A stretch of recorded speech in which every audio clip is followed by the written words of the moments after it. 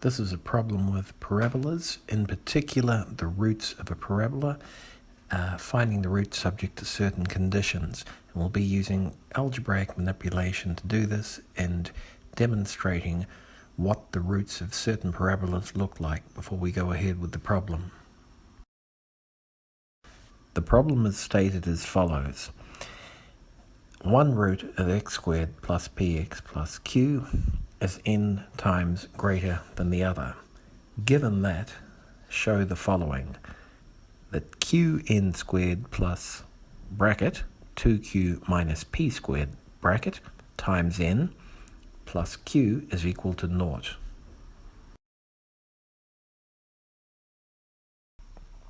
Before we get started on this, let's just go over some basics here, some revision. Recall that the general form of a parabola is given by y is equal to ax squared plus bx plus c, where we have the coefficients a for the x squared term, b for the x term, and the constant c, where a, b, and c are elements of R, with a not being equal to 0. The reason that a is not equal to 0 is because if it was, this would reduce simply to y equals bx plus c, which is a straight line, and we explicitly want a parabola. And also to note, in this example, in the video that you'll see very shortly, I've set a equal to 1, just for the sake of simplicity, which allows us to simplify while we can concentrate on the values of b and c.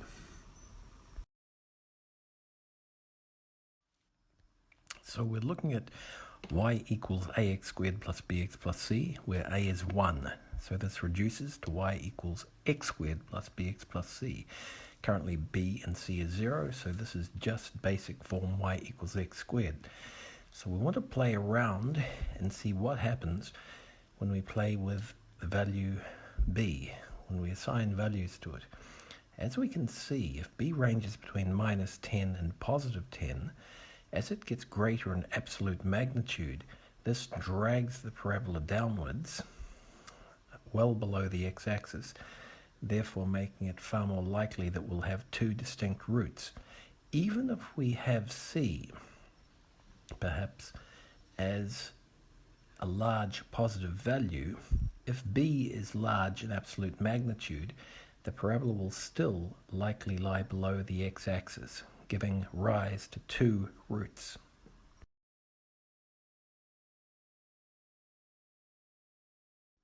So the problem was showing that one root of x squared plus px plus q is n times greater than the other. Suppose we have a concrete example. One root of x squared plus px plus q is 2 times greater than the other. Then we substitute for n with 2 in the following statement. Q times 2 squared plus 2 times 2q minus p squared plus q equals 0. Simplifying this, we eventually get to 9q minus 2p squared equals 0. So all we need to do is now give values to p and q and test whether that's right. So following on from the previous slide, let's consider the simplest example where we have two roots. That is, the parabola cuts the x-axis at 2 points, where one point is twice as much as the other. So the second root is twice the first root. How about where the parabola cuts at 1 and at 2? So it cuts at x equals 1 and x equals 2. Obviously 2 is twice 1. So what is the equation for the parabola which cuts the x-axis at x equals 1 and x equals 2? Well, obviously, the parabola is 0 at the values when x equals 1 and x equals 2. So we can just factorize this, and we have y is equal to x minus 1 multiplied by x minus 2. So if we set that equal to 0, that is looking at the values when that parabola crosses the x-axis, either x minus 1 is 0, i.e. x is 1, or x minus 2 is 0, i.e. x is 2. That's a perfect example to start with. And now we'll expand that out, and we get y equals x squared minus 3x plus 2. So we have minus 3 for P and plus 2 for Q. So let's plug that into our equation. So now we have explicit values for P and Q, so we can substitute these and we get x squared minus 3x plus 2, where one root is twice as great as the other.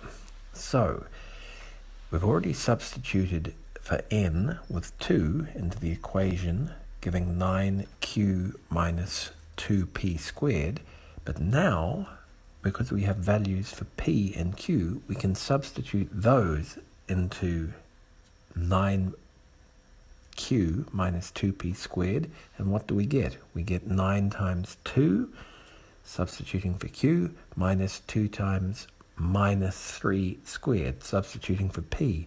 And when we work that out, we get 18 minus 18, which is equal to 0. So the relationship appears to be true, at least with this example. So now we're going to prove it algebraically for all examples. In another video, I'll be explaining how we derive the quadratic formula. But if we rearrange ax squared plus bx plus c is equal to 0, we get the following. X is equal to minus b plus minus square root of b squared minus 4ac all over 2a. Now, that square root sign, what is underneath that? If that is 0, b squared minus 4ac is 0, then this whole expression just reduces to x is equal to minus b over 2a, a single value, which means that the quadratic must only touch the x-axis rather than cut it in two places. But if b squared minus 4ac is greater than 0, that means we have x is equal to minus b plus minus an actual value, which yields two values. Therefore, we have two roots. That's the significance of this here. So as previously mentioned, the roots of the quadratic refer to where the quadratic cuts the x-axis. And there can be three possible cases, and I'll just go over this before we actually solve this problem. We might be able to factorize a quadratic if it has integer values for the roots. Otherwise, we'll have to use the quadratic formula to do that, which I display in another video. In quadratics of the form y equals ax squared plus bx plus c, which is all quadratics, where a, b, c are elements of R, if we restrict a to being greater than 0, so that we've got positive quadratics, that is with minimum points, they fall into one of the three following categories: where the minimum point lies above the x-axis, or where the minimum point touches the x-axis, that is one root, or where the minimum point is below the x-axis, thereby it cuts the x-axis twice. And in the previous slide, when I referred to b squared minus 4ac being equal to 0, that gives the case where there's only one root, or where the minimum point lies on the x-axis. And we'll see this in the following examples. Here are the three examples that we'll consider, one from each case. For the case where the minimum point of the parabola lies above the x-axis, we'll take the example y equals x squared plus 5. For the case where the minimum point lies on the x-axis, we'll consider y equals x squared minus 2x plus 1. Note, this can be factored as x minus 1 squared. So when we set it equal to 0, to find where it touches the x-axis, there's only one value. X minus 1 squared equals 0, so x must equal 1. And for the case where the minimum point lies below the x-axis, we'll consider y equals x squared minus 3x. Note, this can be factored as x into x minus 3. So when we set this equal to 0, either x is 0, or x minus 3 is 0, meaning x must be 3. So x either equals 0 or 3, the 2 points where it cuts the x-axis. Here's y equals x squared plus 5, and as we see, it's exactly y equals x squared raised by 5 units. So the minimum point is at 5. here's y is equal to x squared minus 2x plus 1. And as we know, that can be factored into x minus 1 squared. And that factorization shows us that this, if we set y equal to 0 to find the value of the parabola, when y is equal to 0, what the x value is, clearly x minus 1 squared is 0, or x minus 1 is 0, or x is equal to 1. So that we can see where x equals 1, y equals 0. So it just touches at 1, 0. And in the last case, we have y equals x squared minus 3x, which we know factors, if we remove x from that right-hand side, into as x into x minus 3. So, if we look at where y equals 0, which is the x-axis, setting y equals 0, we get x times x minus 3 equals 0. So either x is 0 or x minus 3 is 0, which means x has the values 0 and 3 when y is equal to 0. And we can see the parabola cutting at x equals 0 and x equals 3, cutting the x-axis. Now to set up our problem. So x squared plus px plus q has a root, one root, n times greater than the other. We need to show the below. So our quadratic formula, we can split it up into two parts. X is equal to minus b plus root b squared minus 4ac on 2a, and x is equal to minus b minus root b squared minus 4ac on 2a. And now I'll manipulate this algebraically so that one of these roots is n times greater than the other by introducing a factor of n, and then we'll try and prove the relationship. Looking at the function fx equals x squared plus px plus q, let's just list the coefficients. So first of all, a is 1, b is equal to p, and c is equal to q. So let's plug those values into the formulas.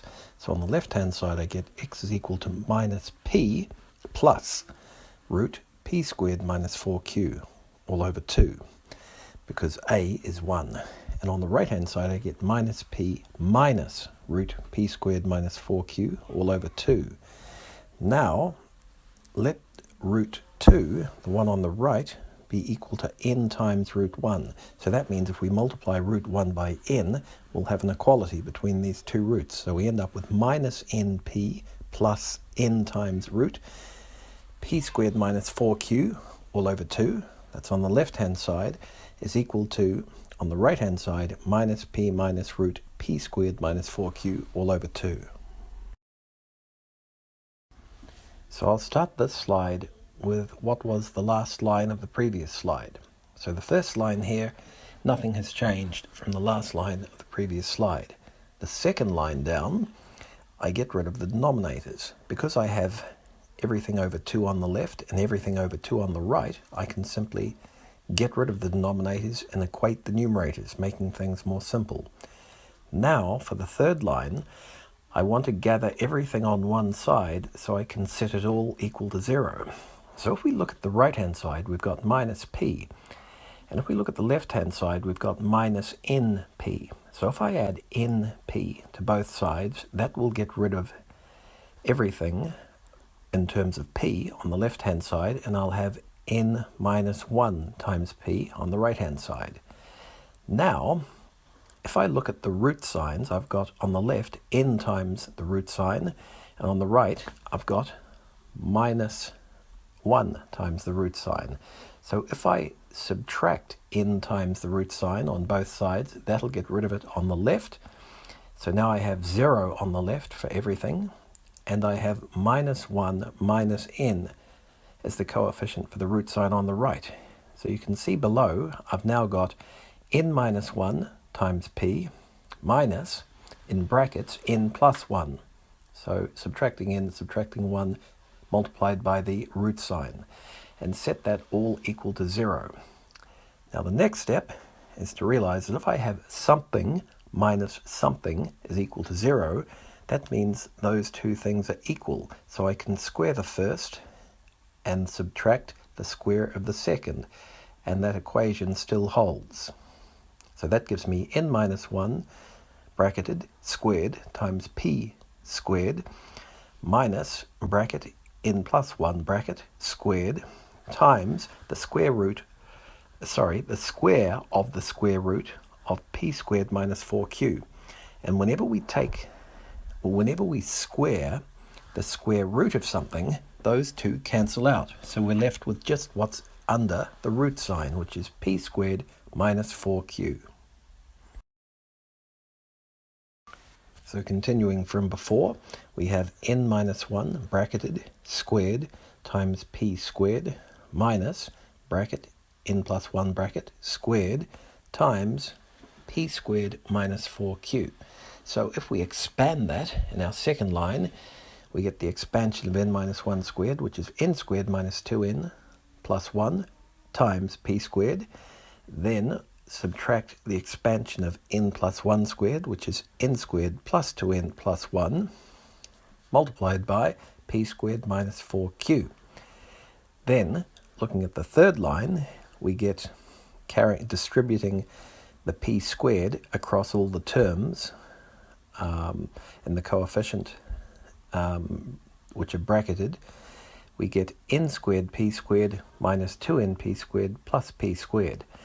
Now, looking at the second two brackets, that's n squared plus 2n plus 1 multiplied by bracket p squared minus 4q. First of all, we distribute the p squared across the previous three terms. So we get minus bracket n squared p squared plus 2n p squared plus p squared.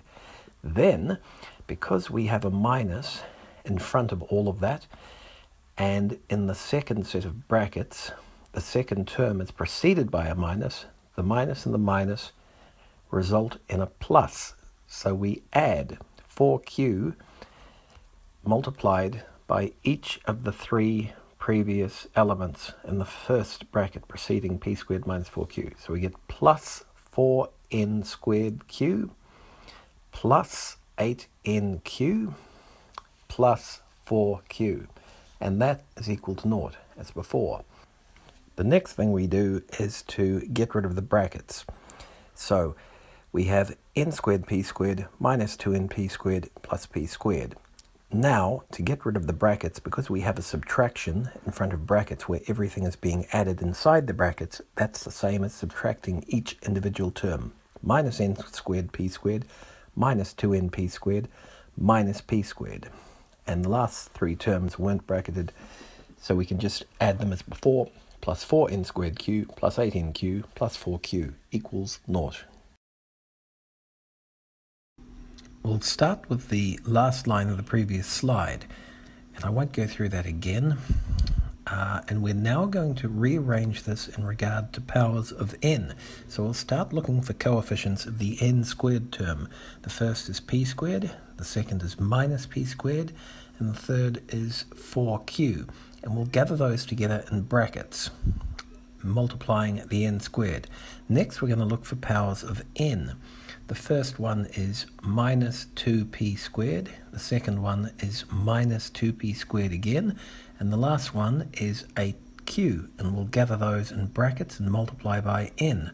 And lastly, we'll look for constant terms. The first is p squared, the next is minus p squared, and the last one is 4q, and so we'll gather those in the last set of brackets, p squared minus p squared plus 4q, and all of that, of course, is equal to 0. Now, we'll combine what's in the brackets as we move to the third line. So, looking at the material in the brackets next to n squared, we have p squared minus p squared plus 4q. That simplifies to 4q. Then the coefficients of n are minus 2p squared minus 2p squared plus 8q. That simplifies to 8q minus 4p squared. And then for the constants, we have p squared minus p squared plus 4q. That simplifies to 4q. All, of course, equal to 0. And for the last line, we can now divide through by the common factor of 4. So, n squared 4q becomes n squared q. N times 8q minus 4p squared becomes n times 2q minus p squared.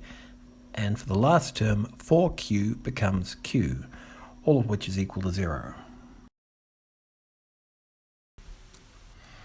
So we'll just move that to the top of the screen, and we should realize that we have essentially solved the problem. What we were asked to do is show that qn squared plus bracket 2q minus p squared bracket times n plus q equals 0. That's what we have done. As always, thank you for watching. I hope this has been useful. The whole purpose is to help people and to make things clearly understandable. So if you enjoyed this, give it a like, and please feel free to subscribe, as I'll be producing more videos regularly. Thank you very much.